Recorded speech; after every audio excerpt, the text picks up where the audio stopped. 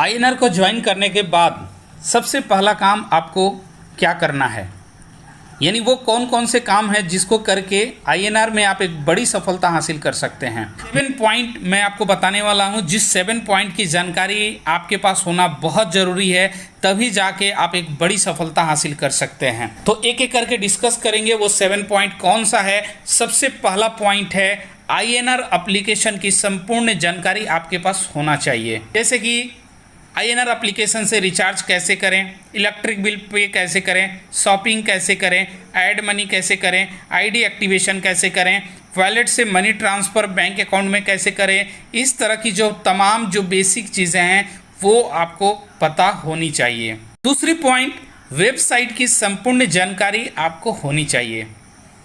Website के ऊपर आप अपने टीम को कैसे देख सकते हैं, डेली ज्वाइनिंग कितना आ रहा है, कितना एक्टिवेशन हो रहा है, लेवल इनकम क्या आ रहा है, मास्टर इनकम क्या आ रहा है, साइट के ऊपर लिंक कहाँ मिलेगा, वेबसाइट से आईडी को कैसे एक्टिवेट कर सकते हैं, इस तरह की तमाम सारी जानकारी आपको होनी चाहिए। तीसरे पॉइंट की अगर मैं बात करूं तो एप्लीकेशन एंड वेबसाइट के द्वारा अपने टीम का रजिस्ट्रेशन आप कैसे कराएंगे और साथ ही साथ उनकी आईडी को कैसे एक्टिवेशन करेंगे। ये जो एक प्रोसेस है जो कि बहुत बेसिक प्रोसेस है, ये आपको पता होना ज़रूरी है। चौथे पॉइंट की मैं बात करूं तो आपको बिजनेस प्लान के बारे में कंप्लीट नॉलेज होना बहुत ज़रूरी है, कारण बिजनेस प्लान हमारा मेन है। अगर हमें बिजनेस प्लान की जानकारी नहीं है तो हम इस बिजनेस में सफलता हासिल नहीं कर सकते हैं।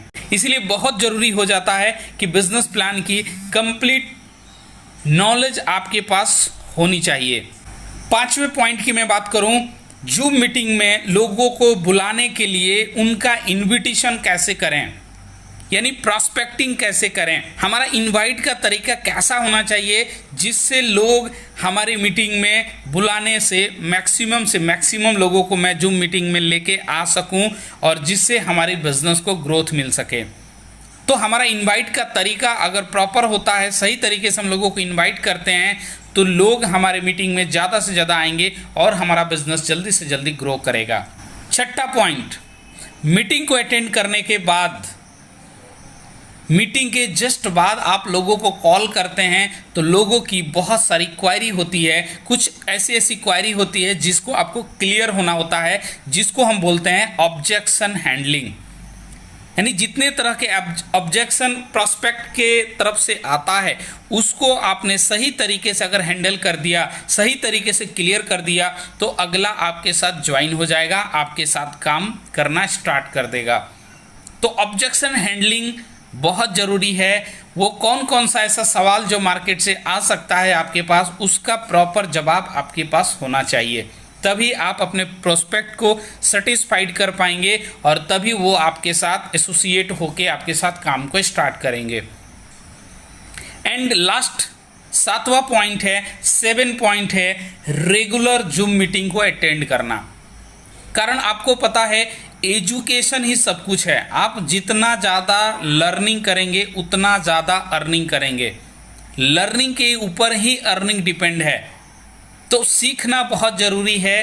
कारण ये रातों रात करोड़पति बनने का कोई बिजनेस नहीं है, ये कंप्लीट एक बिजनेस है जिसका एक प्रोसेस होता है, एक सिस्टम होता है जिसको आपको सीखना पड़ता है, समझना पड़ता है। आपको पेशेंस रख के इस सिस्टम को सीखना होगा, समझना होगा। आपको यहाँ पे कम से कम 2 से 3 साल रेगुलर बेस पे जब आप देंगे तब जाके आप महीने का लाखों रुपये कमाने के लायक हो जाएंगे और फिर यहाँ से आपको एक पैसिव इनकम मिलना शुरू हो जाएगा जो कि जनरेशन टू जनरेशन आपको मिलेगा।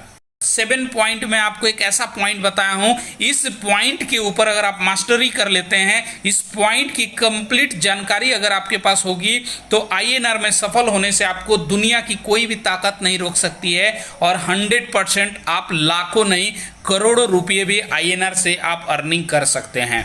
उम्मीद करता हूँ आज के इस पॉइंट से आपको बहुत कुछ सीखने मिला होगा। तो थैंक यू सो मच, बहुत बहुत धन्यवाद।